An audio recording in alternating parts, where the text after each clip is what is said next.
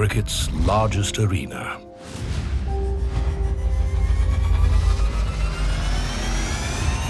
Built in 38 months by 3,600 workers, using 8,000 precast elements, with experts and materials from Australia, America and Japan.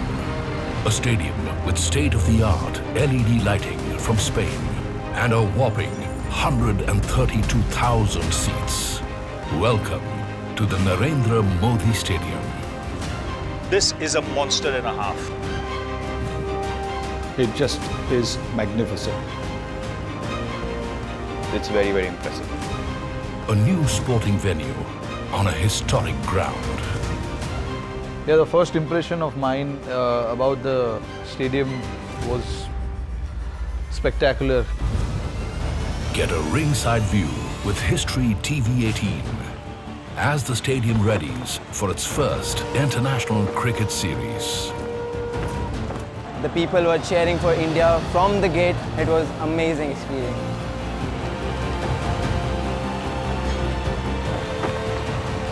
Hear all of this, you feel proud कि जिसके पीछे हमने इतनी सारी मेहनत करी थी, उसको हम execute कर पाए. A futuristic stadium, purpose-built for the modern-day game. We will ensure that this stadium will become a pride of Gujarat and India. This is the story of a modern marvel, the world's largest cricket stadium.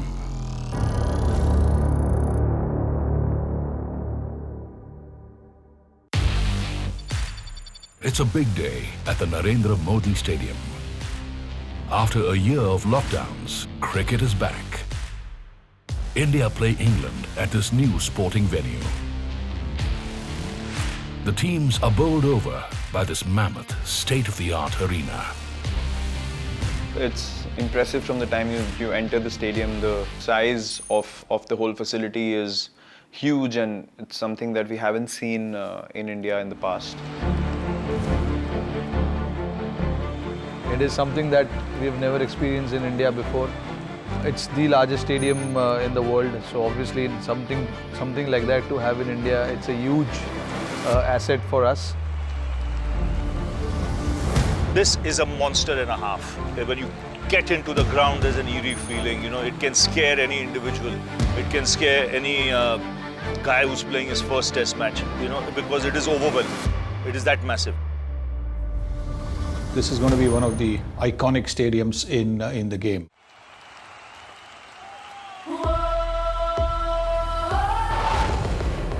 It's the stadium's first international series, and it's drawing in the crowds.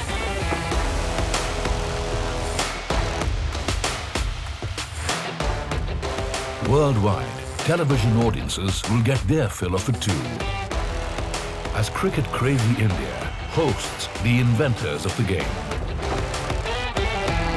Medium right arm comes in, bowls the Barnes outside the off stump. The game of cricket originated on the greens of England and travelled to different parts of the world with the expanding British Empire. It took root in many of the British colonies. Today, cricket is played in over 100 countries, though only 12 qualify as Test cricket playing nations. For India, the game changed in 1983. We won the World Cup in 1983. I think that was the turning point, I would say. And then, of course, I think India started to win a lot more overseas. After that, T20, winning the T20 World Cup, that was a very big thing. In 2011, India won the ODI World Cup a second time. By now, the Indian Premier League was centre stage. When the IPL came about, a lot of the restrictions that were there earlier on were not there. That made a difference. Players were being paid in hundreds and thousands of dollars. Players are quite happy not to even sometimes play for their country, but come and play in this. So clearly the IPL has been the biggest factor in making India the cricket powerhouse it is today. With a galaxy of stars and more fans than all the other cricketing nations put together, it's only fitting that India is now home to the world's largest cricket stadium.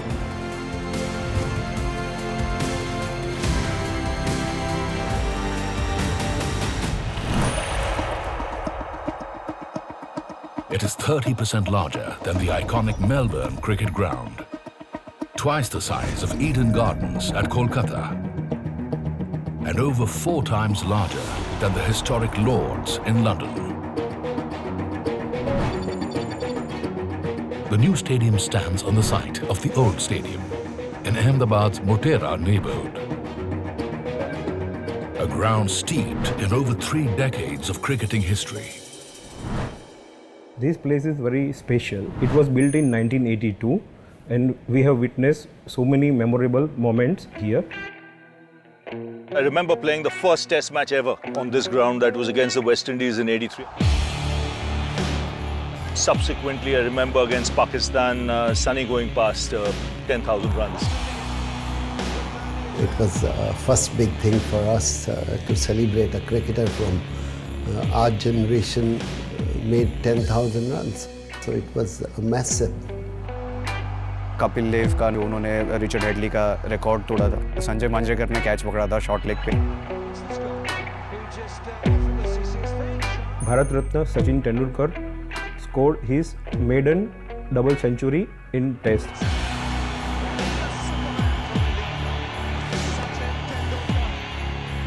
I played a lot of cricket at Motera, and my first international 100 came in Motera against Sri Lanka. Then I remember playing a World Cup quarter-final against Australia, which was probably the toughest game which we played in 2011. By 2014, age has begun to tell on the stadium. So its owners, the Gujarat Cricket Association, decide that the historic ground needs an overhaul. So in 2014, I was a joint secretary of the Gujarat Cricket Association. We all office bearers sat together and we decided to renovate the stadium. So then we went to then the Chief Minister and President of GCA, Shri Narendra Modi ji, and then the Vice President of GCA, Shri Amit Shah ji, that we want to renovate the stadium. So the moment we told them about the renovating the stadium, Narendra Modi ji immediately asked that why you are thinking about renovating the stadium. You have to think about the building a new stadium. And so, the idea of a simple renovation transforms into an audacious plan to build a cricket stadium that would be the largest in the world. A lasting tribute to India's love for the game. The Melbourne Cricket Ground has a maximum seating capacity of 100,024. The new stadium in Motera would have to be bigger. The old makes way for the new. Demolition work begins. The team at the GCA must find the right people to bring the vision to life. India's leading construction company, Larsen & Toubro, win the design and build tender. Their first challenge is the deadline. They have 38 months, just over 3 years, to build the mammoth structure. But can they deliver? They have the track record. L&T has built some of the country's most iconic landmarks. The world's tallest statue, Asia's highest viaduct, and even a building disguised as a flower. But a project of this scale and speed would need global collaboration. It would take design architects from Australia, roofing experts from the United States, specialized canopy fabric from Japan, cables from Italy, and revolutionary stadium lighting from Spain to create a world-class cricketing destination. L&T brings in Populous, the acclaimed Australian design firm that specializes in landmark sporting venues. The company's big builds include the Tottenham Hotspur Stadium, regarded by some as the best in the world, the Melbourne Cricket Ground modernization, and the dramatic new Warner Stand at Lords. Andrew James at Populous is in charge of the new stadium's design. He has a clear brief from GCA.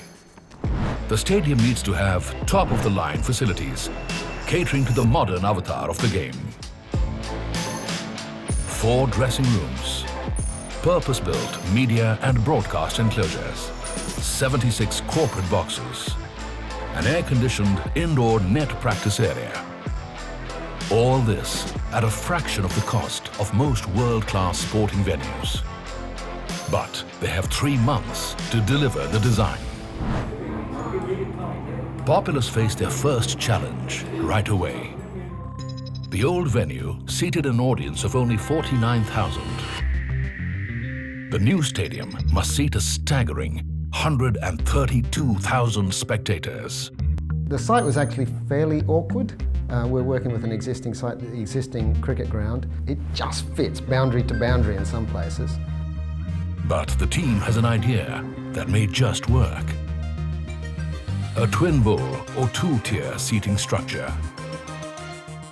The lower bowl with a seating capacity of 55,000 and an overlapping upper bowl with another 77,000 seats. If we've got a game that's attracting, say, 45 or 50,000 people, we can bring them all into the lower seating tier and keep them out of the upper tier. So that allows for more functional use. Down on the site, there's another matter to resolve. A temple. The shrine receives worshippers every day. It cannot be shifted. The new design will have to be worked around the religious site. Even during our construction, we had to create a separate pathway for people, pilgrims or the local population who is to come and visit, because almost every day evening at least they will come and do a puja, and it was a humongous challenge how to circumvent it. The Populace team get into a huddle. They must take care of cultural sensitivities and serve the needs of the project. It looks like it's going to cut about 30 meters. Well, we're still working on the setbacks to the western boundary as well, so all of this has to be taken into account at the same time. Have we established what the offset is? There are parts of the stadium that actually had to be cut out to fit the temple into it, and I think parts of the upper tier seating bowl actually go over that. Religious sensitivities resolved, the focus now shifts to spectator experience. Every spectator has to be able to see every part of the field, and then we have a thing called viewing quality as well, so not just see the field, but be as close to the field with as good an angle of view of the field as possible. It sounds like a simple task, but to achieve it in a 2-tiered structure needs a design innovation. We're bringing everybody in on an elevated concourse, which is about 6 meters above the field, and then our lower seating bowl comes down like that, and that's our field. And we've got 55,000 people there, and then we have an upper tier coming through like that, and that is supported by main structural column here, another column here. For unobstructed views of the action on the field, tall, Y-shaped columns would be erected on the structure's exterior to support both seating bowls. In effect, there would be no pillars on the inside of the stadium. This would allow the audience a clear view of the ground from every seat. Blueprint done. Now, L&T needs to make it work. With only 35 months left, the construction team decides to use precast technology. Speed and standardization is vital to the project. The structural blocks will be cast in molds and treated in a nearby yard before being assembled on site. The distinctive Y columns are the first to be cast. The enormous stadium will rest upon them. To cast a single column, over 600 kilograms of cement is poured into a steel mold and left to set for 9 days. There are 84 columns in all. The stadium will need as many as 8,000 precast elements. using over 45,000 metric tons of cement. The Y columns are being moved into position. Each column weighs 280 metric tons. That's considerably more than the Statue of Liberty. At 30 meters, each Y column is as high as a 10-story building. See, the entire stadium has got about 42 bays, and then every bay you have these two columns which are taking the load of the entire stadium, and that has made the entire viewing area as obstruction free. 33 months left to project completion. One by one, the structural elements will be cast and slotted into place, like pieces of a giant jigsaw puzzle. There is no room for error. Any structural weakness may be catastrophic. Ahmedabad is a seismic zone 3 location. So, the stadium will need to be earthquake resistant.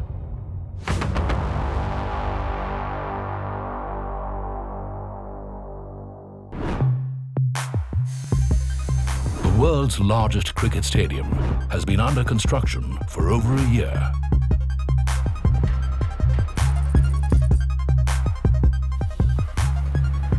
The Y columns now stand tall. The bleachers, the tiered concrete seating structure, is slotted into place. Bit by bit, the stadium takes shape. The stadium design factors in Ahmedabad's geography and geology. The city is in seismic zone 3, putting it at moderate risk of earthquakes. Only 350 kilometers away lies Bhuj, the epicenter of a devastating earthquake in 2001, measuring 7.7 on the Richter scale. It also shook Ahmedabad. So, the stadium's roof will need special attention. American structural engineering firm Walter P. Moore is engaged.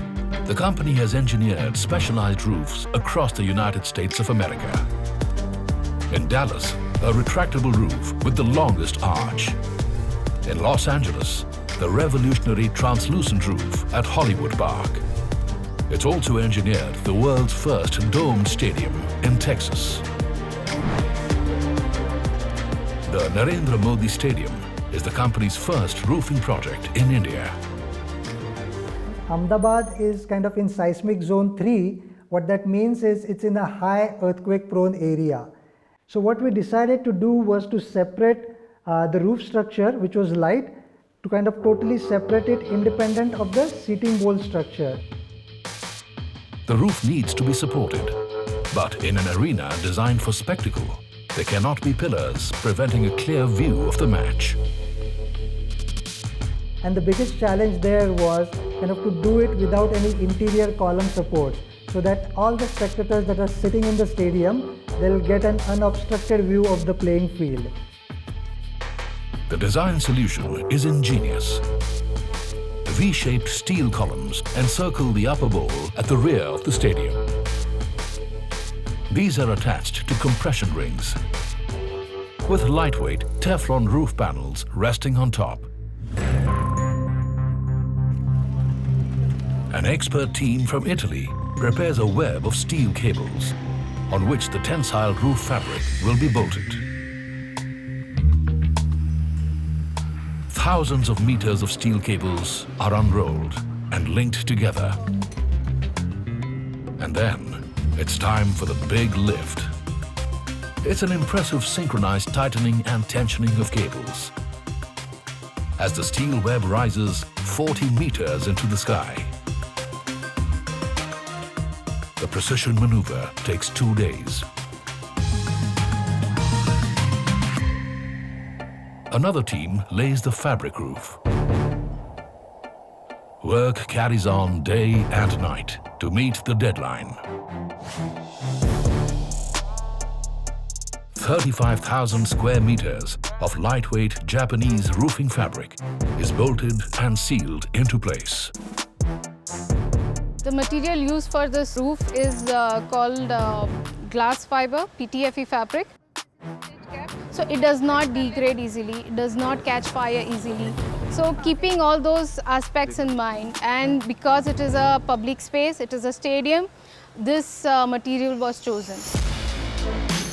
3,600 workers are building the world's largest cricket stadium, piece by piece, and they're racing the clock.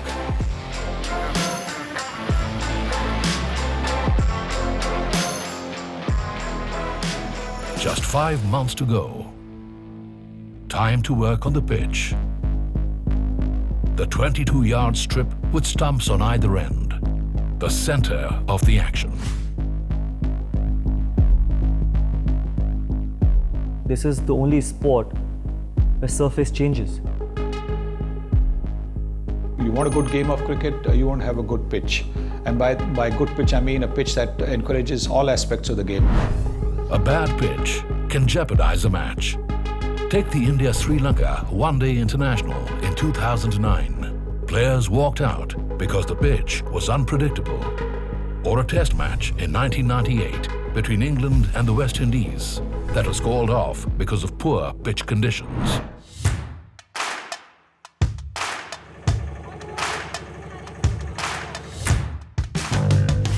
According to the International Cricket Council, the ground needs to have a minimum of 17,000 square meters of outfield.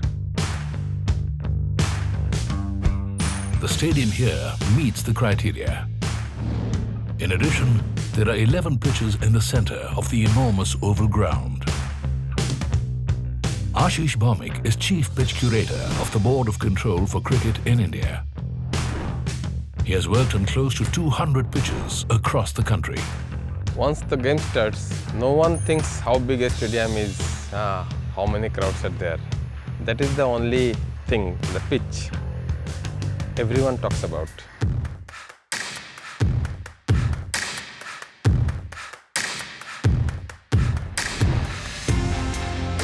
Pitches deteriorate and need time to be restored. Numerous pitches in the same stadium allow for multiple matches to be played back to back. Narendra Modi Stadium has 11 pitches, one more than the legendary Eden Gardens. These pitches have 2 different variants of soil. 5 made from the local black clay soil, and 6 pitches with red silty soil, sourced all the way from Mumbai. When we are playing limited over matches, shorter format of the matches, we go with the black one, and for a longer version of the game, we play on the red one. Pitch number 4, 5, 6, 7 and 8 for BCCI matches, international matches and IPL matches. The soil composition of the pitch influences how the ball behaves, and that impacts the match. Different pitches also help Indian cricketers to prepare for overseas tracks. For example, if you talk about red soil, it has more bounce as compared to the black soil. So if you want to go to Australia, you probably can practice on a red soil wicket where there is more bounce. So for example, if you have to go to Sri Lanka or Bangladesh, you can practice on a black soil where there is low bounce and starts turning a little bit more. So I'm sure when you talk about 11 pitches in Narendra Modi Stadium with different soils, that's a great thing to have, because you want to try and train yourself in different conditions for different conditions as well. Pitch done. Time to get the outfield ready for a world-class game. Getting the outfield right is a matter of fine balance. If you have a good pitch but not a good outfield, then you're not going to get great fielding. Good outfield will encourage lots of diving, lots of sliding, and the ball will also speed to the boundary quite nicely. The grass has to be dense and long enough to minimize injury to diving cricketers, and yet short enough to allow the ball to race away to the boundary. If you imagine, out of 13 players on the field, 10 players are always standing on the outfield. 250 kilos of carefully selected grass seeds have been imported from the US. The Bermuda grass has been picked, keeping in mind Ahmedabad's hot and dry weather conditions. The The fully automated system with 67 pop-up sprinklers also judges just how much water the outfield needs to stay lush green. So the irrigation system which we have at Motera, which has a moisture sensor which will tell you the moisture in the subsurface, and then you can calibrate and decide how much water you want to give on that particular day. This system is also connected to the nearest weather station, from which we can collect the data and calculate the amount of water to be applied to the outfield. In the monsoon, Ahmedabad receives a daily average of 22 millimeters of rain. Even though this is far below the national average, rain during a cricket match is bad news.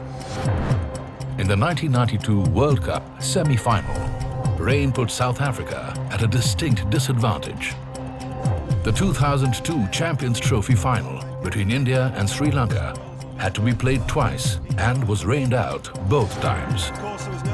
You know, the most frustrating thing for any sportsman, for a cricketer, is that if it stops raining and just because of wet outfield, the game doesn't start. The problem may be commonplace, but the drainage system at the stadium is state-of-the-art. Hidden underneath the playing field is a series of trenches laid out in a herringbone pattern. These house 6.5 kilometers of pipes that can drain 75 millimeters of rain in just half an hour. That's more than 3 times the capacity needed. I think whatever the money you put on the cricket ground, it will recover if the game starts sooner. If the game washed out whole day, it can be so painful for everybody. It's not only for cricketers, you know, the people who are sitting and want to see the entertainment matches. For them, it's faster you come back onto the ground, better it is. After 34 months of planning and construction, Ahmedabad's glittering new landmark is almost ready. It's an ode to India's favorite game. And the world is waiting. Gujarat has a new sporting destination. The world's largest cricket stadium. Built ground up in less than 3 years. And now, only the final fittings and finishing touches remain. Now we're using in the cricket. So now this is a red ball, it's a day. So that's not an issue. Only thing is the night time is white and pink ball. So how we have planned the lighting? Lighting is an integral part of a modern stadium's infrastructure. Modern-day cricket has kept up with the times. Apart from shorter formats, even the color of the balls used has changed to suit playing under lights. Day and night matches help draw in the crowds and boost primetime television viewing. But seamless transition from day to night in the course of a match is tricky. Technology solves that problem. A specialist team at the stadium manually calibrates the angle of every light to ensure there are no shadows on the pitch.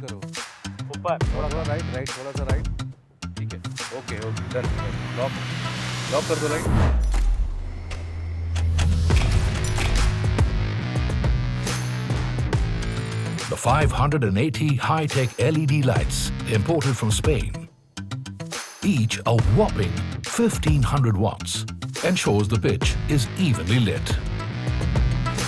So as far as floodlight is concerned, it's a unique floodlight, you know, it's a LED floodlight. So apart from the stadium, you will find whole floodlight. So it will cut the shadow. And as far as capacity of floodlight is concerned, its capacity is 3000 lux at the center. Now, as per ICC norms, you need 2000 lux at the center. So we have 1000 lux extra.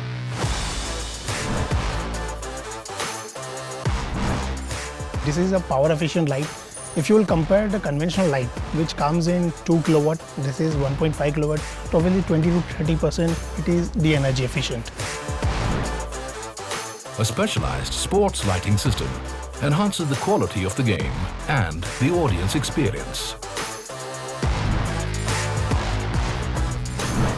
Lights are very important, not only from the stadium or from the spectators or for the viewers' point of view, but imagine from the player's point of view whose life is particularly dependent on that particular delivery. Older stadiums like Eden Gardens use high-intensity metal halide lamps on raised towers. But the stadium here eliminates the older pole lighting system by installing cool LED lights on a ring around the field for glare-free uniform illumination. The LED lights make it that much easier than the earlier lights because you can see the ball very clearly, and even as a spectator you get to see the ball even if it's an inside edge. You're able to spot the ball immediately because of the lighting. The atmosphere under lights in the evening is something which is very, very impactful, something that players are going to remember for a long, long time.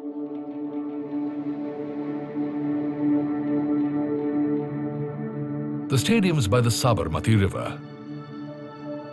Its facade, with its distinctive copper waves, depicting the flowing waters of a river that defines Ahmedabad city.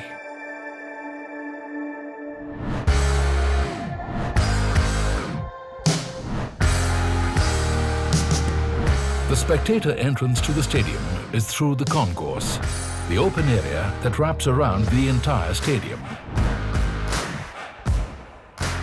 It's the large concourse, which is in places 50 or 60 metres wide, and it runs all the way around the stadium, which allows all spectators to be able to walk all of the way around the stadium, and at the same time also able to see into the stadium while they're walking around. The broad concourse leads inside the arena to the seating area. As you climb to the podium, you have the entire vista of the stadium in front of you. This wide walkway reduces the risk of overcrowding as spectators enter and exit the world's largest cricket stadium. Exiting from the ground is intrinsically tied to safety of the sports ground. Everyone has to be able to exit the seating bowl within 8 minutes to a point of safety. The numerous exits make effective crowd management possible. We have 85 exits just from the upper seating bowl. We call them vomitories. So 85 vomitories from the upper seating bowl, and the top ones you come down almost like a spiral stair around the column. All of that has to be calculated to work for the number of people that are going to use it. 2 months to completion. Time for the final pieces to fall into place. The last few of the 132,000 seats are bolted into place. The colourful seats add visual drama to the concrete structure. Often there's a lot of focus on the VIPs and how luxurious those types of facilities are. But for us as designers, it really is more about the crowd that sits out there and watches the game. The interiors are being spruced up. The stadium's Hall of Fame takes final shape. These walls bring alive the legacy of cricket in India, honouring the greats who defined the game and the players who have inspired a new generation of stars.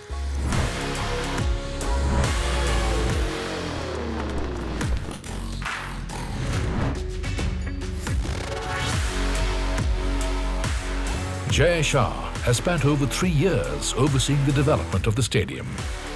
Today, he sees the vision become a reality. We will have IPL in future. We will have World Cup matches in future.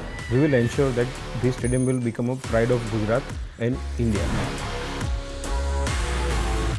पूरा राष्ट्रगीत संपन्न होने के बाद ही The finished stadium is ready to be revealed to the world, inaugurated by India's first citizen. दुनिया का सबसे बड़ा स्पोर्ट्स स्टेडियम है जिसका नाम आज हमने हमारे देश के प्रधानमंत्री नरेंद्र मोदी जी के नाम से रखा। The stadium is now ready for play.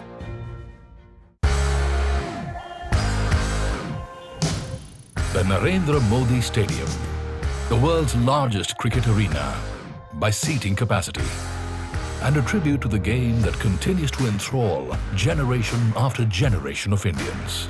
It has taken 3 years to build and cost 800 crore rupees, a mere fraction of what other world-class sporting venues cost. The stadium has been planned in consultation with cricketers so that every need of the game and its players receives due attention. We have so many prominent cricketers in Gujarat like Jasprit Bumrah, Akshar Patel and Parthiv Patel. So we got a feedback from them.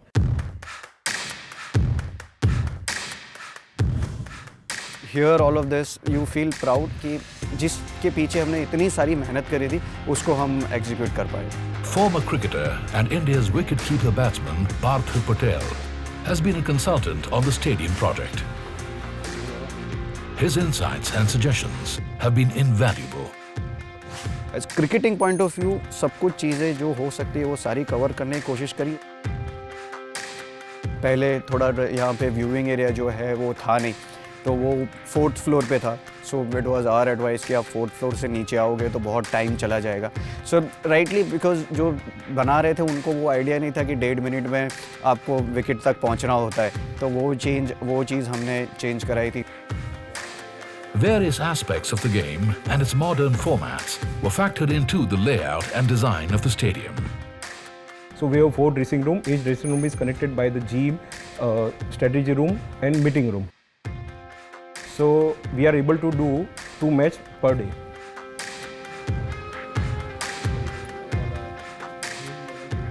And you see the facilities now, it's chalk and cheese.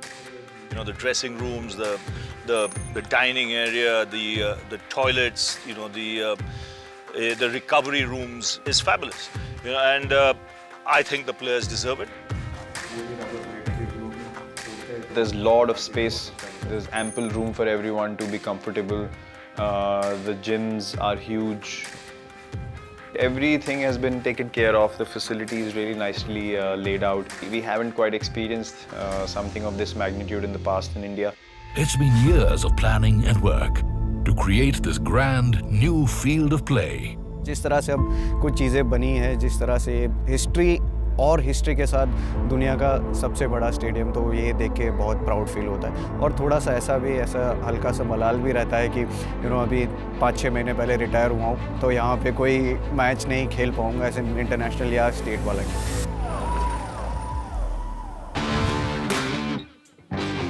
The stadium is now ready for its first T20 series.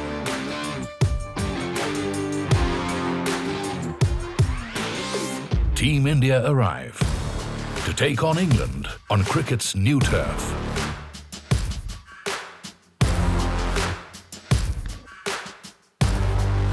I think it's outstanding. It's right up there with anything else in the world.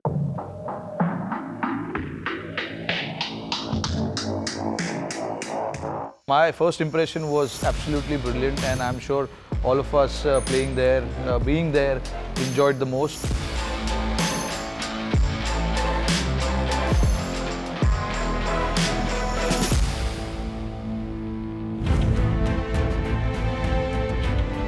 The ground is match ready. The grass is freshly mowed. The curators inspect the pitch. The security team do a final sweep. In less than 24 hours, all eyes will be on the first ever T20 series to be played here, in the world's largest cricket stadium and India's modern marvel.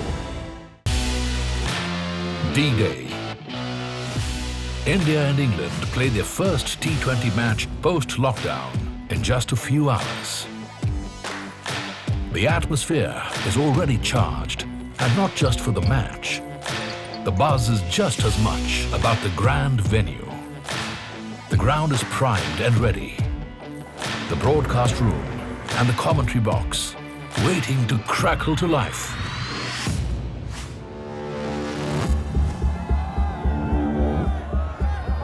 Cricket is making a comeback as a spectator sport, with cheering fans lining up.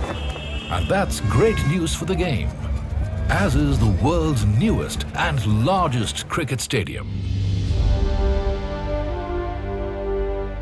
Sudhi Chaudhary is here too, He is India's most famous cricket fan.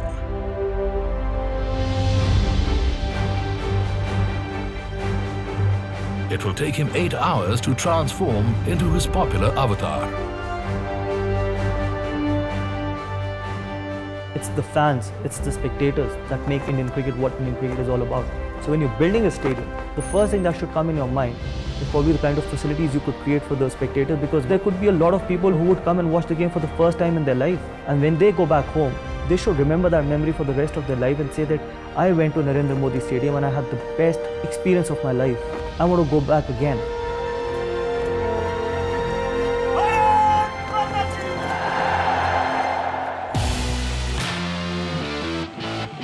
All roads lead to the Narendra Modi Stadium.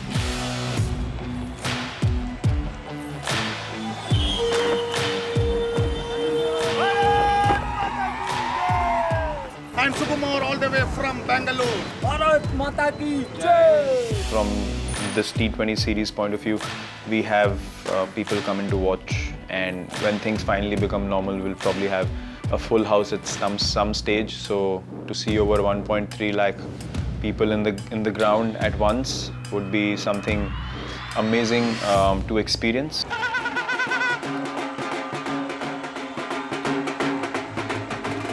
Fans form the heart and soul of the game.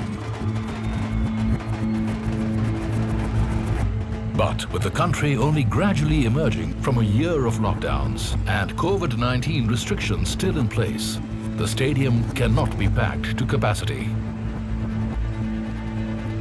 But with the stadium this size, even half the occupancy means a lot of people.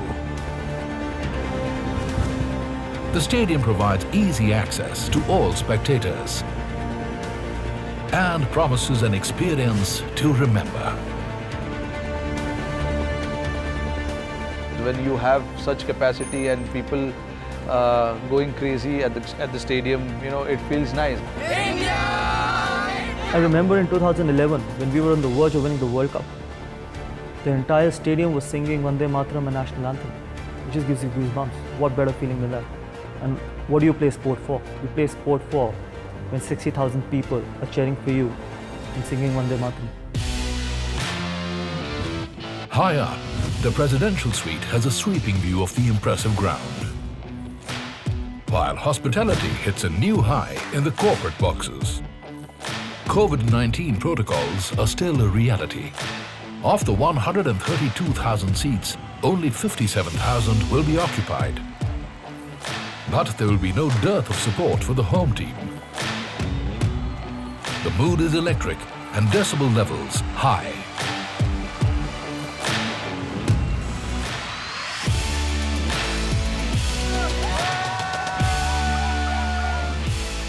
It's a place where we'll see a lot more camps happening in the future. This kind of facility, children growing up should feel very, very lucky to be able to access and make the most of it. It would be massive to get 5 wickets or get a wicket or to score 100. And 130,000 people, Indian supporters, you know, screaming your name, clapping for your 100. That'll be some experience to cherish and savor, I'm sure. I would have loved to play, you know, in front of a crowd like this. The game is like religion here, and more the seats you have, the more the bums you'll get filling those seats. And the noise they make, awesome. Sometimes it's the atmosphere is more important. And I feel having more than 100,000 people, I wish I can play.